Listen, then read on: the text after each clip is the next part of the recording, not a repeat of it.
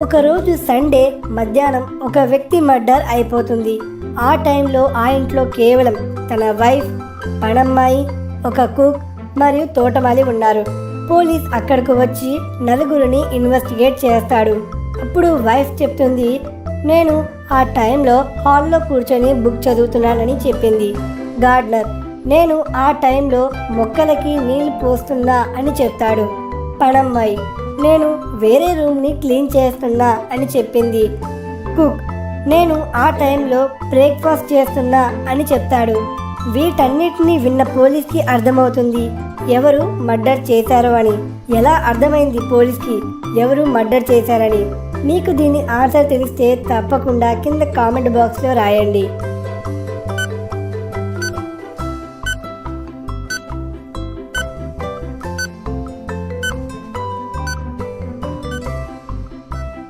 పదండి ఇప్పుడు దీని ఆన్సర్ని చూద్దాం. మర్డర్ చేసింది కుక్. అదెలా అంటే మర్డర్ మధ్యాహ్నం జరిగింది. అయితే తను లంచ్ ప్రిపేర్ చేయకుండా బ్రేక్ఫాస్ట్ ప్రిపేర్ చేస్తున్నా అని చెప్పాడు. అంటే ఇది అబద్ధం.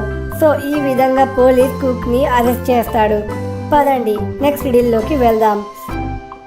ఈ పిక్చర్ని కేర్ఫుల్గా చూసి చెప్పండి ఇందులో ఎవరు దొంగ అని. ఆ దొంగ పోలీస్ యూనిఫామ్ వేసుకొని పోలీసుల మధ్య తిరుగుతున్నాడు. సో ఫ్రెండ్స్, మీరు ఈ ముగ్గురిని కేర్ఫుల్గా చూసి చెప్పండి ఇందులో ఎవరు దొంగ అని. మీకు గనక దీని ఆన్సర్ తెలిస్తే కింద కామెంట్ బాక్స్లో రాయండి.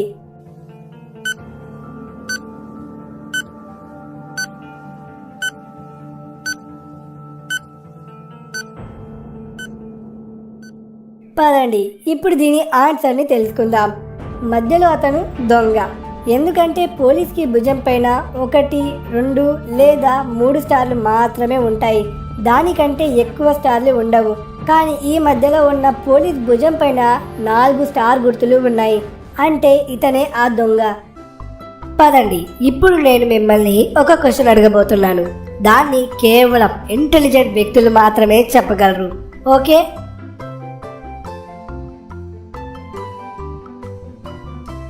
ఈ వర్డ్లో ఒక తెలుగు సెంటెన్స్ ఉంది. మీరు దాన్ని గుర్తించగలిగితే కింద కామెంట్ బాక్స్లో రాయండి. తెలియకపోతే నేను నా నెక్స్ట్ వీడియోలో ఆన్సర్ని రివీల్ చేస్తాను. అంతవరకు తెలుగు రిడిల్స్ ఛానల్ని సబ్స్క్రైబ్ చేసుకొని పక్కనే ఉన్న బెల్ ఐకాన్ని క్లిక్ చేయండి. Thanks for watching.